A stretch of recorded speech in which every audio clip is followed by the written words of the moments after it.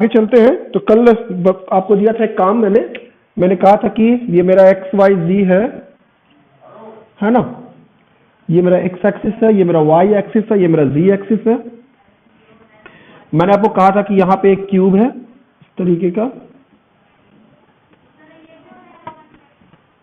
Cube नहीं sorry cuboid था, और मैंने आपको बोला था कि इस क्यूबॉइड का जो डायमेंशन है ये ए था, इसको भी आप बढ़ा लीजिए, है ना, ये ए था, और ये क्या था, ये बी था या ये सी था, ये क्या था बोलो,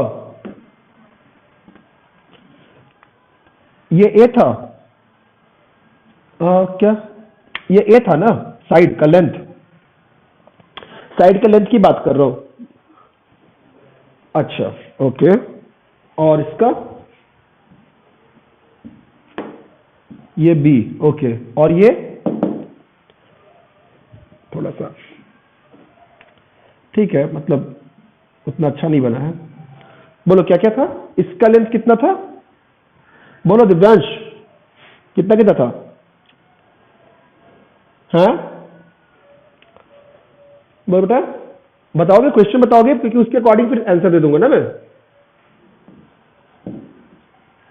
शायद बोल रहा कुछ,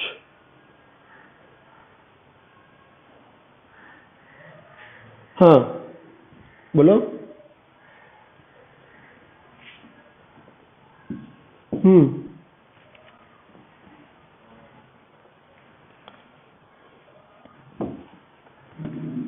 तो वो उतने समय से क्या मतलब साफ सूख जाता है तुम लोग को,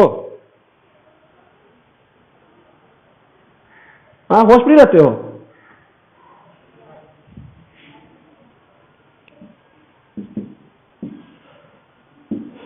ये बी था ना,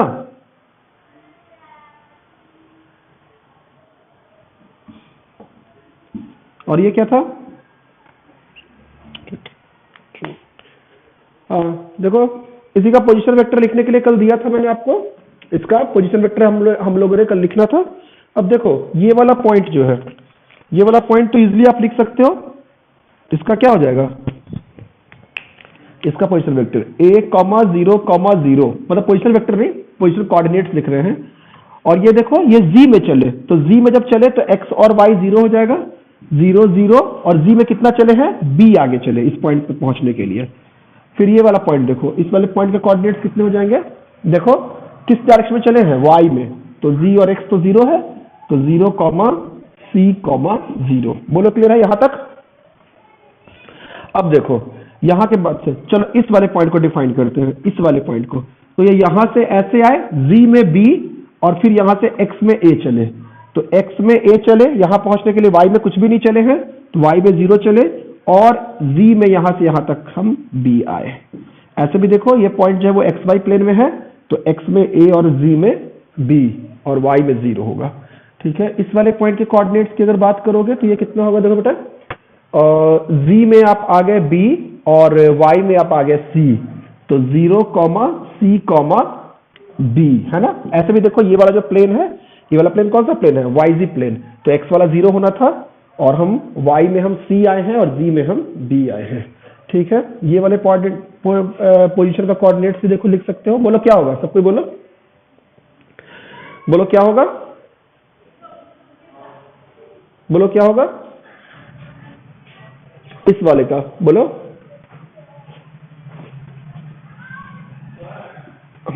शाबाश, a, c, 0, शाबाश। यहां से यहां से a चले x में, c चले y में, और यहां अगर इसका कोऑर्डिनेट लिखना है तो a में x में a, y में c और z में b। बोलो क्लियर है, बोलो क्लियर, सबको कोऑर्डिनेट्स लिखने आ गए। अब जैसे मान लो मैं कहूं कि मेरा कोई भी पॉइंट मेरा होता, लेट्स सपोज कि हमने कह दिया मेरा पॉइंट ये वाला था और मेरा पॉइंट ये वाला था, लेट्स सपोज थोड़ी देर के लिए, या कोई भी पॉइंट होता, मैं तो कहता हूं ये मेरा पॉइंट का मैंने नाम दे दिया a और ये पॉइंट का नाम दे दिया b। मैंने कहा कि write down vector A B. बोलो क्या होगा वेक्टर ए बी, सब कोई बोलो, वेक्टर ए बी क्या होगा, वेक्टर ए बी क्या होगा, बोलो। हमें ये वेक्टर चाहिए a से लेके b की तरफ वेक्टर, तो क्या होगा, final vector minus initial vector, final position कितना, 0 माइनस ए आई कैप, है ना। ये क्या लिख रहा है, x final minus x initial i cap. Y में देखो, वाई में फाइनल पोजीशन सी था, यहां 0 था, प्लस सी माइनस 0 जे कैप, प्लस वैसे भी ये एक्स वाई पेयर में है तो जी वाला तो 0 होना ही था। बोलो क्लियर है। ऐसे भी देखो ओ बी लिख सकते थे, ओ ए लिख सकते थे, ओ बी माइनस ओ ए लिख सकते थे। बोलो क्लियर है, बोलो क्लियर है, बोलो क्लियर है।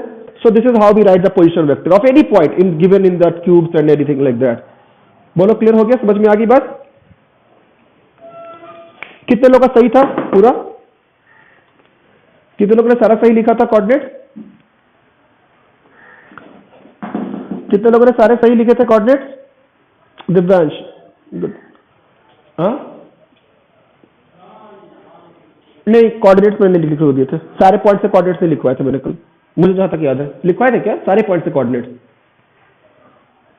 लिखवाया था सारा पॉइंट का कोऑर्डिनेट।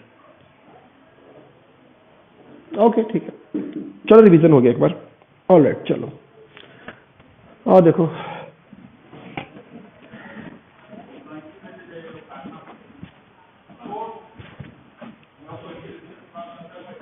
अब देखो और समझो। अब मैं कह रहा हूं कि मेरे पास फिर से वही अपना डायग्राम है, अब थोड़ा सा समझना इस बात को ढंग से। ये मेरा एक्स एक्सिस था, वाई एक्सिस था, ये मेरा एक्स एक्सिस था, और ये मेरा जी एक्सिस था, ठीक है। अब देखो, आओ यहां से अगर देखोगे, लेट्स टॉक अबाउट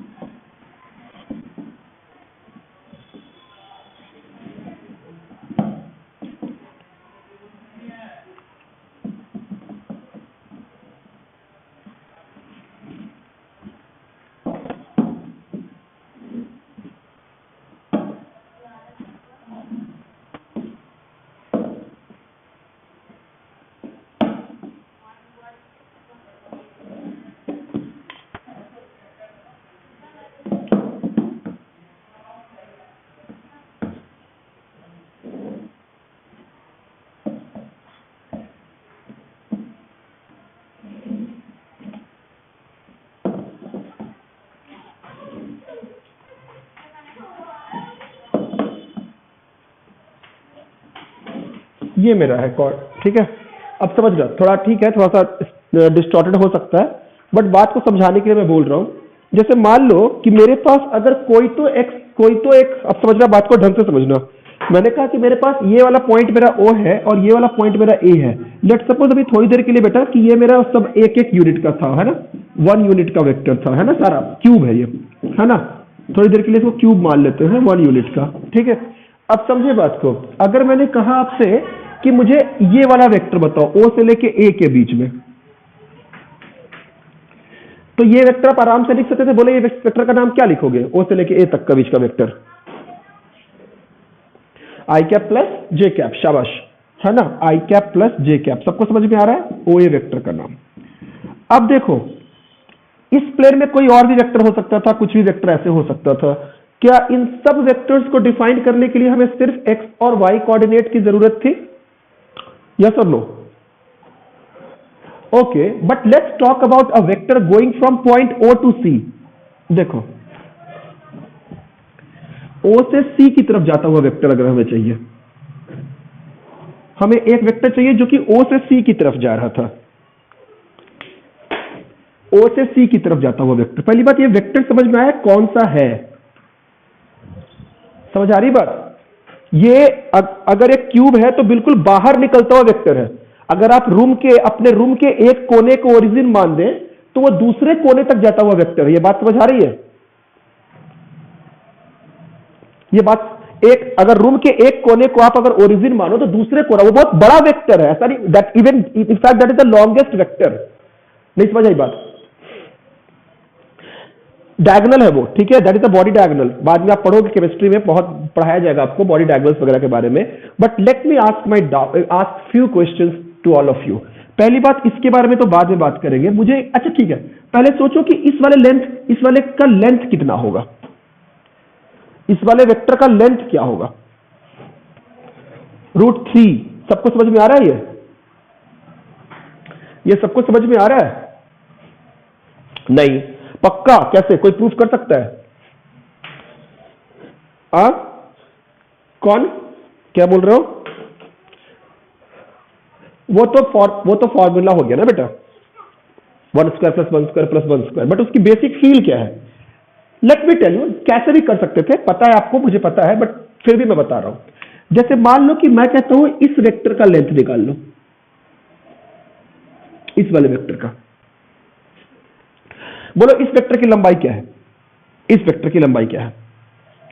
देखो देखो, ये वाला वेक्टर और ये वाला वेक्टर दोनों 1 1 का है ना। वैसे भी देखो तो ये दो ट्रायंगल, ये एंगल 90 डिग्री है, समझ आ रही है बात सबको? ये एंगल 90 डिग्री का है। तो अब ये वाला जो लेंथ है ये है √2a या √2, चलो यहां पे a नहीं है, वहां पे 1 ही है, a की वैल्यू √2। अब इस वाले ट्रायंगल को देख, यहां से देख, ऐसे गया ये, मतलब समझ रहे हो ये कौन सा है? तुम्हारे फर्श के एक कोने से दूसरे कोने की लंबाई। नहीं समझे? नहीं समझे? जो तुम्हारा रूम एक बहुत बढ़िया कोऑर्डिनेट सिस्टम बताता है।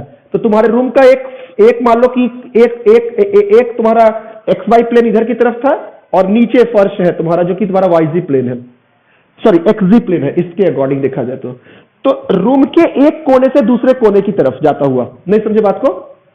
यस और नो? तो वो उस कोने की लंबाई, उस वाले डायगोनल की लंबाई तो √2a होगी ना। अब सोच, उस कोने से ऊपर उठो, इस कोने से यहां पे पहुंचे, इस कोने से ऊपर उठो, तो क्या आप उसी जगह पे पहुंच गए? हाँ कि ना? तो तू ढंग से सोच के बता कि क्या ये एंगल कितना है? ये वाला कोने से ऊपर दोनों के बीच का एंगल क्या 90 डिग्री अभी भी है? नहीं समझे मेरी बात को? ऐसे भी XG प्लेन और इधर Y एक्सिस का लाइन क्या परपेंडिकुलर ही होगा? ये वाला जो लाइन है, ये लाइन क्या इस लाइन के परपेंडिकुलर है? देखो ये बाहर की तरफ निकल रहा है, ऐसे वेक्टर जा रहा था बाहर की तरफ, और ऐसे ये दिख रहा है? नहीं समझे बात को?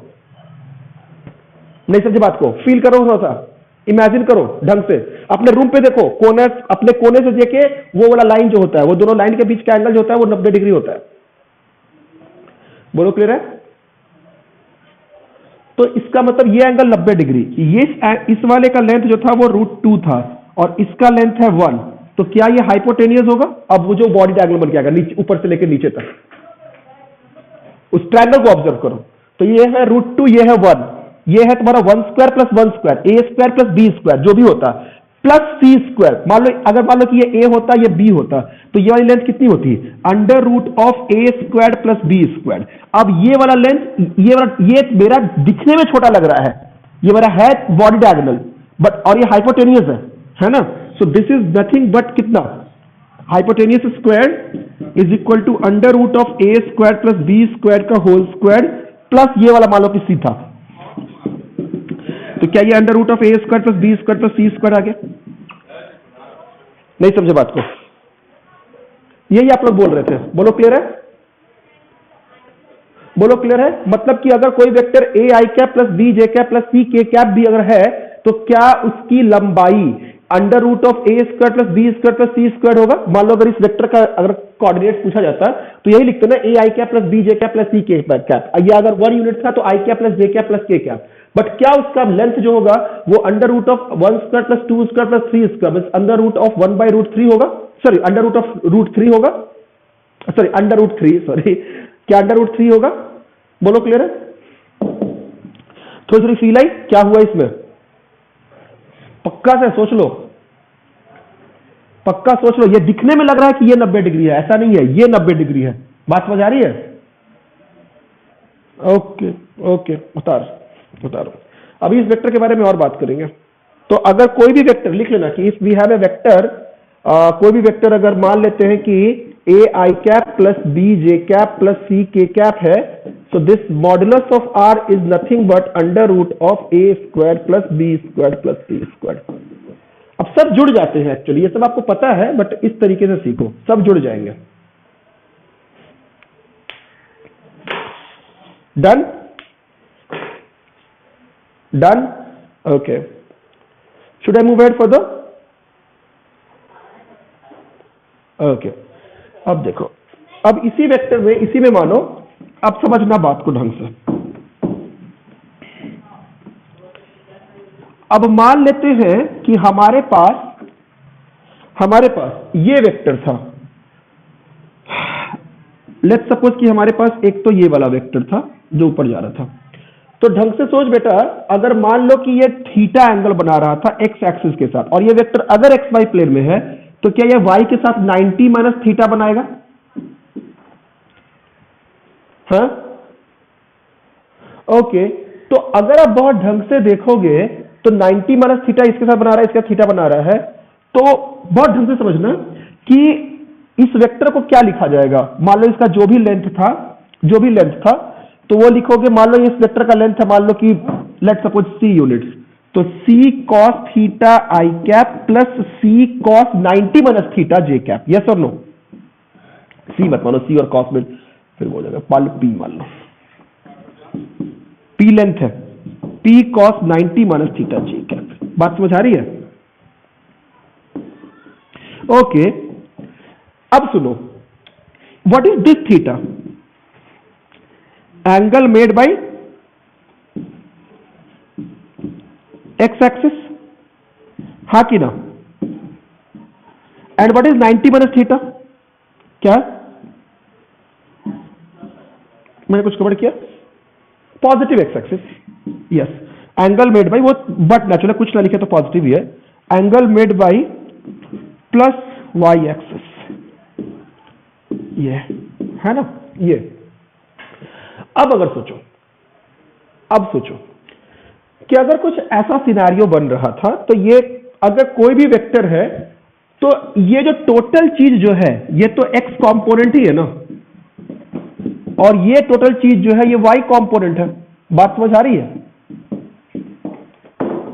Now let me tell you one thing, बहुत इंपॉर्टेंट बात, कि अगर कोई भी वेक्टर का मैग्नीट्यूड है, उसको हम अगर cos थीटा से मल्टीप्लाई करते हैं, कंपोनेंट भी सिखाया था ये बात, अगर हम cos थीटा से मल्टीप्लाई कर देते हैं, तो जिस लाइन के साथ वो थीटा एंगल बना रहा होता है, क्या उस लाइन पे उस वेक्टर का परपेंडिकुलर कंपोनेंट मिल जाता है? मतलब उस लाइन पे कंपोनेंट मिल जाता है, प्रोजेक्शन याद करो. ओके, उस लाइन पे कंपोनेंट मिल गया, वेरी गुड. अब समझ में आता है. बट ये दो इस प्लेन में तो दिख रहा था, इस प्लेन में आराम से हम एक्स और वाई में तोड़ सकते थे. बट अगर आप बात करो इस वाले वेक्टर की, जो कि 90 डिग्री बना रहा है, ठीक है, अगर आप बात करो, अब थोड़ा सा मैनुअली ही बनाऊंगा, फ्री हैंड बनाऊंगा क्यूब. देखो, अगर बात करो इस क्यूब की,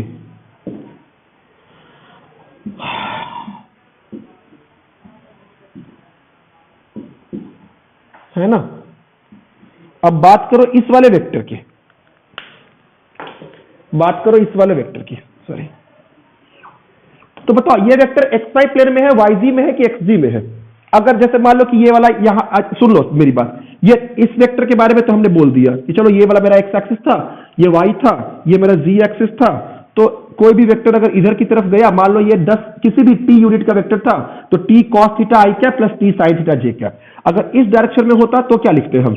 मान लो ये वाला एंगल थीटा था और टी यूनिट का वेक्टर था, बोलो क्या लिखते?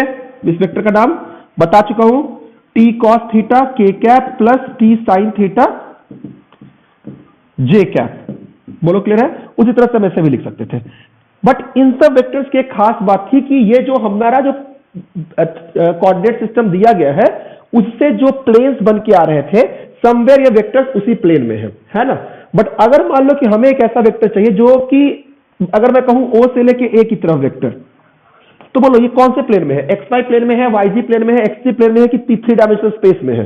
तीनों में है, वो 3D में है. तो 3D में है, तो पहली बात की एक बात तो समझ में आ गई कि हमने एक्स वाई जी का इस्तेमाल करके हमने इस वेक्टर का नाम लिख दिया. ये बात समझ आ रही है? बट क्या, अब सुनना, जैसे मान लो कि हमारा ये 3 डायमेंशनल स्पेस में ऐसे एक वेक्टर था, है ना, इस तरीके से, इस तरीके से, है ना। एक सेकंड यार, तो इसको मैं पकड़ लो, ऐसे ये 3 डायमेंशनल स्पेस है, बोलो क्लियर है।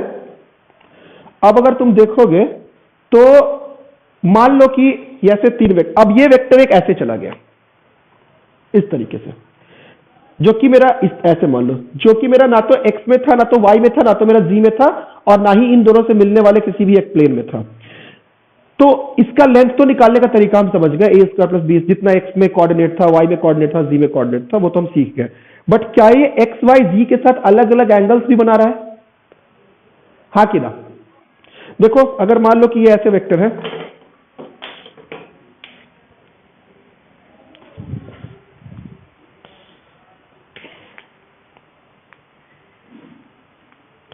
मान लो कि ये ऐसा वेक्टर था, तो ऐसे वेक्टर था, देखो x के साथ ये एक सेकेंड, ये x के साथ ये एंगल बना रहा है बेटा, दिख रहा है, दिख रहा है, थोड़ा सा वो है, एक सेकेंड, चारों पकड़ नहीं पा रहा हूं।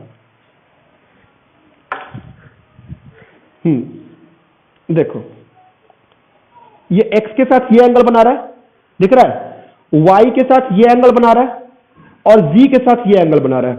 बात समझ आ रही है? बात समझ आ रही है? देखो x के साथ ये एंगल बना, y के साथ ये एंगल बना, z के साथ ये एंगल बना, बोलो क्लियर है? Okay, now let us use the earlier techniques which we have learned. Let suppose कि इस वेक्टर की लंबाई थी t, इस वेक्टर की लेंथ थी, तो बोलो x वाला कंपोनेंट क्या लिखोगे? t cos theta x, where theta x is the angle made with the x axis. Yes or no? Yes or no? Okay, plus t cos theta y लिखोगे, where अब theta x plus theta y 90 degree हो, इसकी guarantee नहीं है। बात समझ आ रही है? क्योंकि अब वेक्टर एक्स वाई प्लेन में नहीं है। Plus t cos theta z की गैप। बात समझ आ रही है? बात समझ आ रही है? What is t? What is t? Magnitude. What is theta x? What is theta x? Angle made by the given vector and x axis. Yes or no? What is theta y? Angle made by the vector with the positive y axis. And what is theta z? Angle made by the vector with positive direction of z axis. Is the point clear? Is the point clear? Okay, now if I have this vector, now एक second, let me do, एक काम करो, इसको कहते हैं direction cosine. cos theta x, cos theta y and cos theta z, these are known as termed as direction cosine.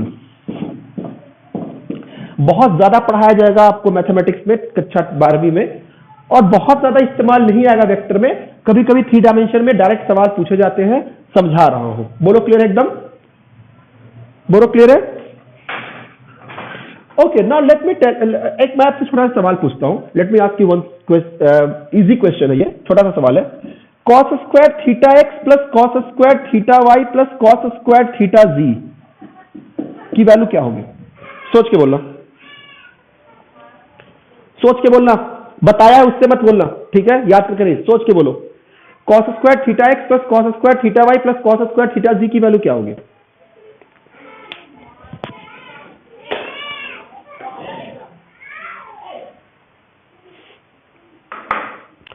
cos square theta x plus cos square theta y plus cos square theta z की value क्या होगी? Anyone? Anyone? Okay, सोचो। What is the correct answer? शाबाश। कैसे? देखो एक काम करो, दोनों साइड ना मैग्नीट्यूड मॉडुलस ले लो, तो मॉड ऑफ आर कर दो। मॉड ऑफ आर जैसे ही करोगे तो इस साइड मॉड करोगे तो क्या आ जाएगा? इसका स्क्वायर प्लस इसका स्क्वायर प्लस इसके स्क्वायर का रूट अंडर, दोनों साइड मैं मॉड लगा रहा हूं, तो इधर आ गया under root of t square cos square theta x plus t square cos square theta y plus t square cosine square theta z. बोलो क्लियर है बेटा? यहां लिख रहा हूं, बोलो क्लियर है? अब यहां से टी बाहर निकाल लो, तो मॉडुलस आर जो कि टी के बराबर था, है ना, मॉडुलस आर जो है वो मेरा टी के बराबर है ना, तो ये मैंने लिख दिया टी, और यहां से टी स्क्वायर कॉमन खींचा, उधर स्क्वायर रूट में टी बच गया, under root of cos square theta x plus cos square theta y plus cosine square theta z. और ये टी से टी कट गया, दो साइड स्क्वायर कर दो, क्या cos square theta x plus cos square theta y plus cos square theta z is equal to 1। हाँ कि ना? बोलो बोलो क्लियर है? अब सोचो कि अगर कोई वेक्टर एक्स वाई प्लेन में होता, अगर कोई वेक्टर एक्स वाई प्लेन में होता तो क्या थीटा जी 0 हो जाता? हाँ, तो इसका मतलब देख, cos square theta plus cos square theta y बराबर 1, तो इसका होता theta plus theta y should be equal to 90 degree, क्योंकि कॉस, नहीं समझे बात को, if theta z is equal to 0 मतलब वेक्टर किसमें है, वेक्टर किसमें है, is in x y plane, x y बेटा, तो ये क्या हो जाएगा, cos square theta x plus cos square theta y is equal to 1, मतलब क्या लिख सकते थे इसको, cos square theta x plus क्या लिख सकते थे, साइन स्क्वायर, क्या लिख सकते थे इसको, थीटा वाई को, ऐसे देखो, ऐसे ही समझो, एक सेकंड यही पे समझा देता हूं, cos square theta x plus cos square theta y is equal to 1। आप अगर ऐसे भी देखोगे तो एक्स वाई प्लेन में एक के साथ एंगल थीटा एक्स है, तो क्या दूसरे के साथ एंगल थीटा वाई है ना, तो आप लिख सकते हो ना, क्या लिख सकते हो, इस चीज को, ये कॉस थीटा है, क्या थीटा वाई को आप 90 माइनस थीटा एक्स लिख सकते थे? नहीं समझे बात को आप, नहीं समझे बात को आप, तो आप ऐसे भी देखोगे, यहां पे क्या लिखोगे, cos square theta x plus क्या हो जाएगा, cos square 90 minus theta x, theta y को लिखा, what is cos square 90 minus theta x, क्या sine square theta x, sine square 90 minus नहीं, साइन स्क्वायर थीटा एक्स केवल, क्या वो 1 के बराबर आएगा बनके? हाँ कि ना? देखो cos square theta plus sign square theta ऐसे भी 1 होता है, वो तो ऐसे भी दिख रहा था वहां पे, नहीं समझे? बोलो क्लियर है? और सोचो अगर थीटा जी और थीटा वाई दोनों ही 1 के बराबर हो गया, दोनों ही 0 के बराबर हो गया, मतलब वेक्टर सिर्फ एक्स की तरफ है, तो कॉम्पोनेंट लेने की जरूरत थी ही नहीं, वैसे भी कॉस 0 1 होता है, तब तो थीटा एक्स 0 हो जाता है ना, नहीं समझे? बात समझ आ रही है? तो अगर 2 0 हो गया तो तीसरा जो है वो ऑलरेडी 0 हो जाएगा, तभी 1 हो सकता था। बोलो क्लियर है? तो इस तरीके से एक्चुअली असल में चीज डायरेक्शन को साइन ही होता है 3 डायमेंशनल स्पेस से, उसमें एक को 0 करोगे तो 2 डायमेंशन वाला चीज मिल जाएगा, दूसरे को 0 करोगे तो वो यूनिट डायमेंशनल चीज मिल जाएगा। बोलो क्लियरिटी से समझ आया है? बोलो क्लियरिटी से समझ आया है? अब मान लेते हैं, लेट्स सपोज, चलो मैं आपसे एक सवाल पूछता हूं, ये क्लियर है ना बेटा? ये क्लियर है ना? ओके। अब जैसे मान लो कि मैंने कहा कि मेरे पास एक वेक्टर ऐसा, देखो बिल्डअप करने का तरीका क्या था, पहले मैंने आपको ए आई कैप सिखाया, फिर मैंने आपको a i cap plus j cap सिखाया, है ना, फिर मैंने आपको a i cap plus b j cap plus c k cap सिखाया। बात समझ आ रही है? बात समझ आ रही है? ए आई कैप सीधा एक्स की तरफ था, कुछ सोचने की जरूरत नहीं थी, मैग्नीट्यूड भी इधर, एंगल भी 0 डिग्री विद एक्स एक्सिस, सब कुछ दिखता था। A i cap plus b j cap जो था, इसका magnitude a square plus b square होता था, angle with x axis what component, y component upon x component. बात समझ आ रही है? अगर एंगल हम एक्स एक्सिस के साथ बात करें तो वो क्या आ जाएगा, y component upon x component, और magnitude under root of a square plus y b square. अगर ये कुछ इस तरह का हो गया, जो कि मेरा एक्स वाई जी तीनों में था, magnitude is x square plus y, sorry a square plus b square plus c square, where the vector is a i cap plus b j cap plus c k cap. Now it does make different angles with x axis, y axis and z axis. The cosine of the angle is known as direction cosine and sum of the direction cosines is always equal to 1. बोलो clear है? बोलो clear है? Okay जैसे मान लो कि अब मेरे पास एक वेक्टर था, now deal with it. Let's suppose there was I had a vector which was of magnitude, let's suppose 2i cap plus 3j cap plus 4k cap, थोड़ी देर के लिए है ना, प्लस j कैप मान लो √5j कैप, लेट्स सपोज. ठीक है, अब मैंने आपसे पूछा कि फाइंड आउट वेक्टर r का मैग्नीट्यूड बताओ और डायरेक्शन कोसाइंस बताओ, है ना, डायरेक्शन कोसाइंस बताओ. तो लिखो, निकालो डायरेक्शन कोसाइंस. डायरेक्शन कोसाइंस लिखो.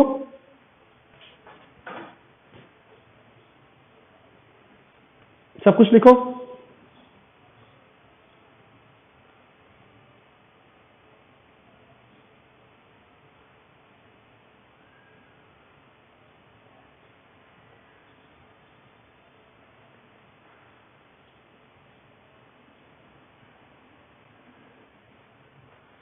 मॉडुलस आर हो गया 5. ओके, मॉडुलस आर हो गया 5 यूनिट्स. ओके, डायरेक्शन को साइज बताओ. कहा? अच्छा सॉरी.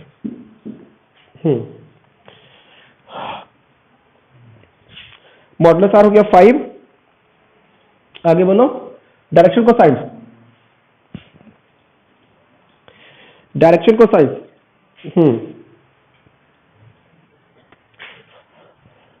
हाँ, खत्म. लो डायरेक्शन को साइज क्या हो जाएगा, पता है हमें कि 5 cos theta x is equal to 2 है, तो cos थीटा x कितना हो गया 2/5. और दूसरा देख लो थीटा y जो होगा cos theta y is equal to 1/√5, √5/5 and cos theta z is equal to 4/5. तीनों को जोड़ के देख लो, स्क्वायर करके देखो. 4/5 इसका स्क्वायर करोगे 16/5, इसका स्क्वायर करोगे 1/5. देखो सही किया है कि नहीं. 16 कुछ गड़बड़ किया क्या? 4/25. Okay sorry, 4/25. तो और इधर भी कुछ गड़बड़ किया, 4/25 और यहां पे 1/5 और ये 25. बोलो क्लियर है? सही है ना? सही है. cos सेकंड बेटा 2 और ये 4, 16/25. तो कुछ गड़बड़ है क्या? कहा? अच्छा हाँ ठीक. 4 + 16 + 5 तो कितना आ गया 25/5. 25 क्या 1 के बराबर आया? यस और नो? यस और नो? तो यहां से सोच सकते थे, जैसा भी सोचना है. बोलो क्लियर है? बोलो क्लियर है? तो पता है कभी कभी ऐसे फॉर्मूला लिख देते हैं, cos theta x is equal to vector r upon s, इस तरीके से. Component x component upon mod of vector r. बात समझ आ रही है? देखो वही किया है आपने, ऐसे लिख देंगे फॉर्मूला. जैसे मान लो कि अगर मेरे पास कोई vector x i cap plus y j cap plus z k cap था, तो cos theta x is x upon √(x² + y² + z². रटने की जरूरत है कि समझने की जरूरत है, ये बताओ. समझ लो, बहुत खत्म हो गया. cos थीटा y समझ में आता है. y अपॉन क्या हो जाएगा √(x² + y² + z². cos theta z, यही डायरेक्शन को साइन होता है. z over √(x² + y² + z². बोलो क्लियर है? बोलो क्लियर है? ओके, अगला सवाल लिखो. अगला सवाल लिखो. एक वेक्टर दिया है आपको, यही वेक्टर है मान लो. अच्छा चलो ठीक है, थोड़ा दूसरा ले लेते हैं.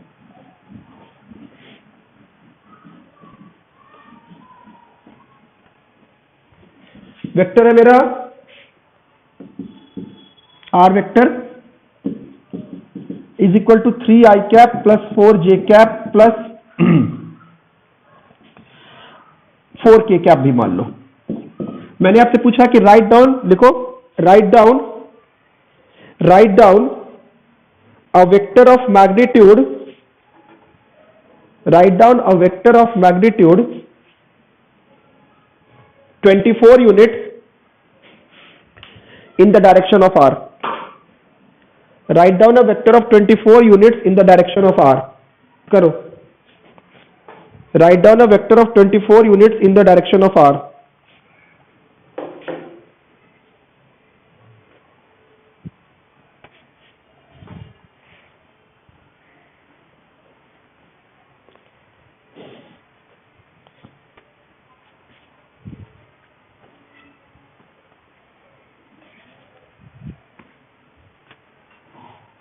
हो गया?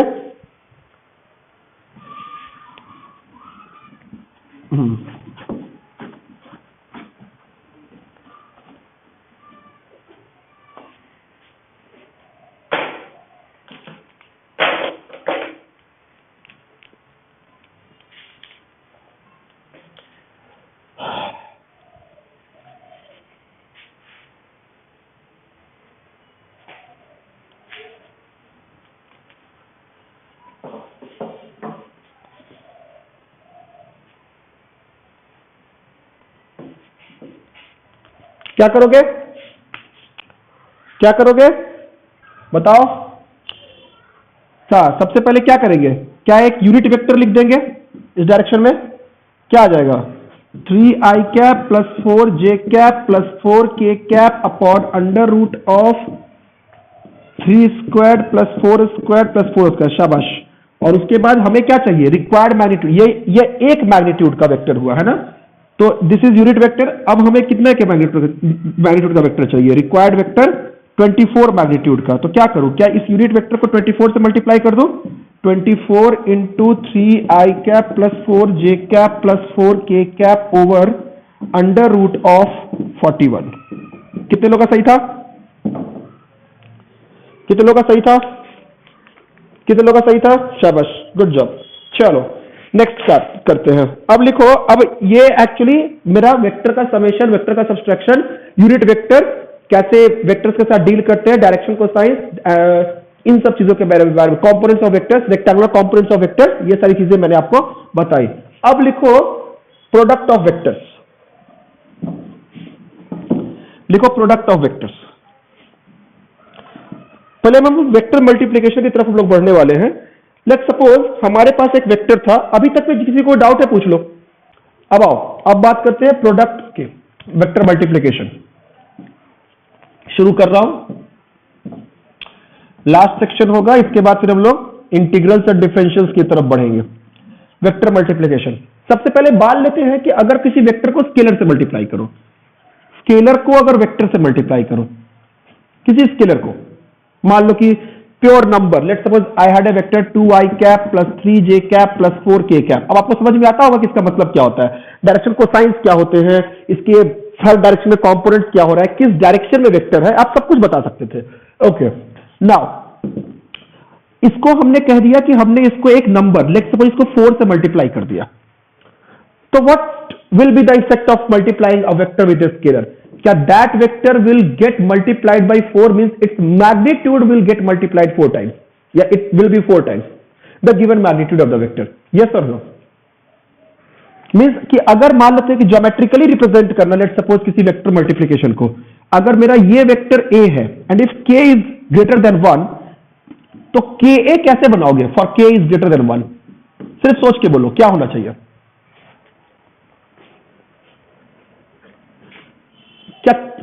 क्या डायरेक्शन सेम रखेंगे बट क्या डायरेक्ट लेंथ जो वो k टाइम्स बढ़ जाएगी? Means something like this. क्या ये हो सकता है? मतलब ये दोनों पैरेलल है. यस और नो? यस और no? Means this could be ka. This two are parallel. अभी बोल रहा हूं, ठीक है. k could be anything. Got my point? ये तो एक स्केलर के साथ वेक्टर को मल्टीप्लाई किया हमने. क्या दो वेक्टर्स को मल्टीप्लाई करना आना चाहिए आपको? हाँ कि ना? Now, please take it down. लिखो vector multiplication. लिखो vector multiplication could be done in two ways. Vector multiplication could be done in two ways. First one is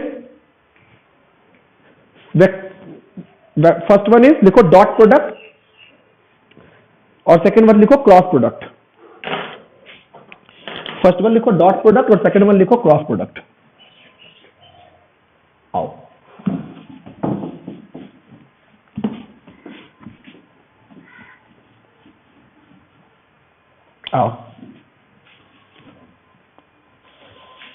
dot product and cross product. आइए अब सबसे पहले हम लोग पढ़ेंगे dot product, थोड़ा इजी होता है बच्चों की नजरों में। डॉट प्रोडक्ट, पहली बात कि अगर मेरे पास कोई एक वेक्टर ए है, कोई एक वेक्टर बी है, दोनों को बनाओ।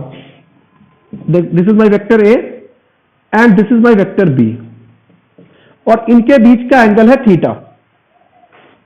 बात समझ आ रही है? बात समझ आ रही है? तो डॉट प्रोडक्ट का डेफिनेशन क्या है? डेफिनेशन तो कहता है डॉट प्रोडक्ट का डेफिनेशन जो कहता है वो कहता है it is obtained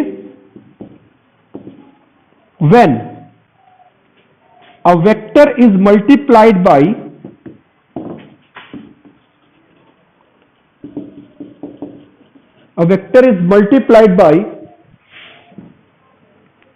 the projection of another vector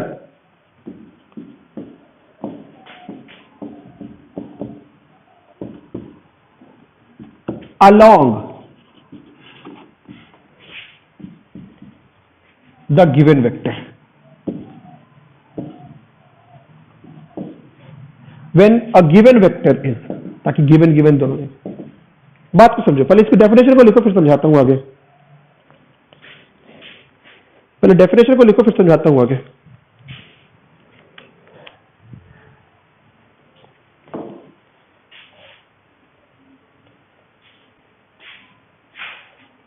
हो गया?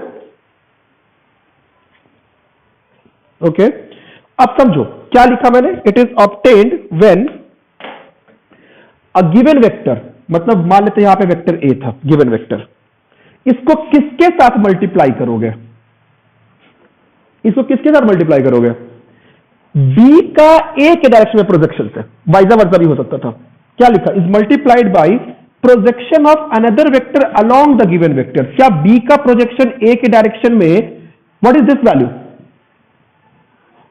B cos theta. शाबाश, यही होता है डेफिनेशन कि when the given vector, given magnitude of vector, बेटा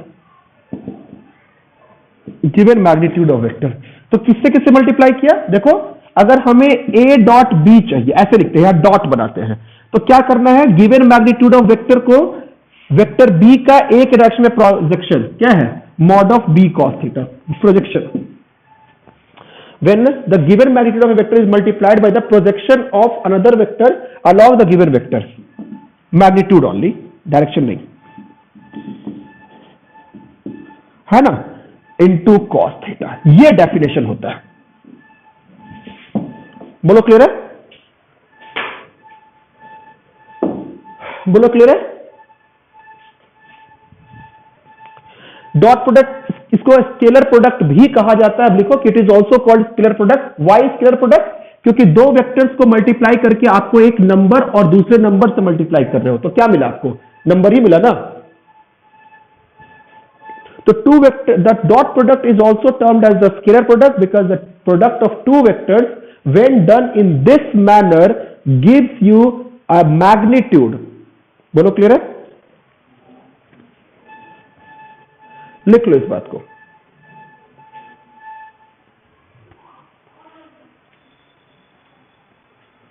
gives you a magnitude.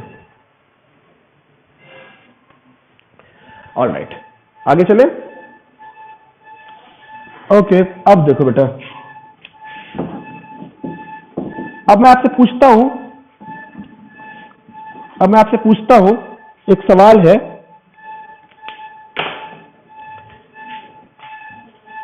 Dot product of, सोच के बोलना, टू परपेंडिकुलर, ऑर्थोगोनल भी लिखा जा सकता था,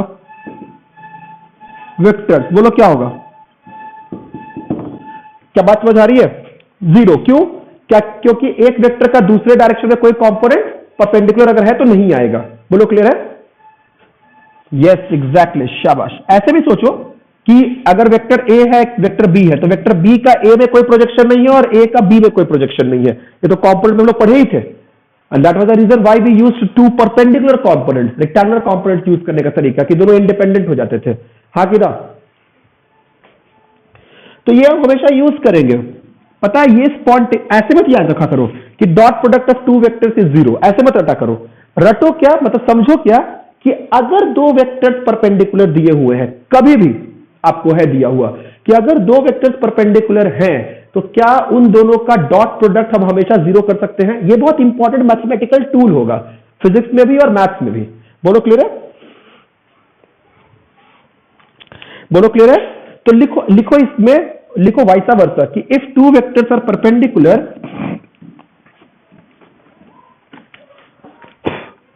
if two vectors are perpendicular to each other, then their dot product will be 0. Then their dot product will be 0. Okay, tell me what will be I dot I? सोच के बोलो। I या 1? Okay, एक second रुक जाओ, इसको बाद में लिखना। अगर दो वेक्टर्स पैरेलल हैं तो बोलो उसका मैग्नीट्यूड क्या, उसका डॉट प्रोडक्ट क्या होगा। अगर दो वेक्टर्स पैरेलल है, yes exactly, dot product of उनके मैग्नीट्यूड का स्क्वायर नहीं बेटा, उनके मैग्नीट्यूड का मल्टीप्लीकेशन है ना। Dot product of two parallel vectors क्या होना चाहिए, magnitude of one vector into magnitude of another। बोलो क्लियर है? बोलो क्लियर है? बोलो क्लियर है? बोलो क्लियर है? ओके, अब इसी तरह से इन्हीं दो बातों से सीखोगे सब कुछ। आओ आओ बात करें। I dot I dot J, I dot के सब कैप है। हाँ okay, J dot J, J dot I, J dot के एंड के डॉट आई, के डॉट जे एंड के डॉट के। सारा लिखो, बोलो आई डॉट आई कितना होगा, बोलो सब कोई। क्या इसका मैग्नीट्यूड 1, इसका मैग्नीट्यूड 1, दो वेक्टर्स पैरेलल डायरेक्शन में, cos 0 इज ऑल्सो 1। बात समझ में आ रही है? तो दिस इज 1, दिस इज कितना, ये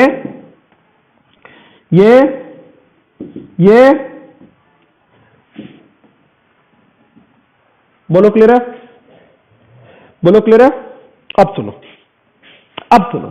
मैं कहूं कि वेक्टर a डॉट बी और b डॉट ए, बोलो सेम है कि अलग अलग है? सेम है कि अलग अलग है? क्यों? इसका मैग्नीट्यूड, इसका और इस वेक्टर का मैग्नीट्यूड इनटू इसका प्रोजेक्शन इस डायरेक्शन में, उसका मैग्नीट्यूड है ना। देखो mod of a mod of b cos theta लिख लो, ए का मॉड इंटू बी का ए के डायरेक्शन में प्रोजेक्शन, या बी का मॉड इंटू ए का बी के डायरेक्शन में projection. A cos theta is nothing but projection of a in the direction of b. दोनों हो सकता था और दोनों प्रोडक्ट वाइज सेम है। ये बात समझ आ रही है? ये बात समझ आ रही है? Okay, so a dot b is equal to b dot a. ऐसे भी दो मैग्नीट्यूड को मल्टीप्लाई किया गया है तो मैग्नीट्यूड 2 गुना 3 और 3 गुना 2 तो सेम ही होते हैं ना। सो दैट्स वाई लिख लो कि लिख लेना स्केलर प्रोडक्ट, पहले यहां तक लिख लो इस चीज को, और यहां से लिखो कि यहां के बाद लिख लेना कि scalar product is commutative. Scalar product is commutative. Scalar product is commutative. हाँ बेटा बोलो, क्या क्या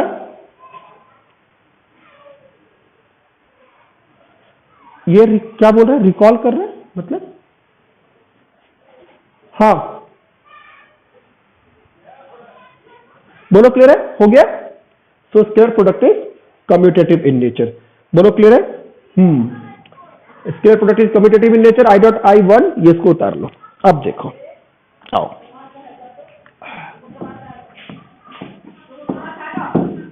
चलो यहां के बाद से कल करेंगे, ठीक है?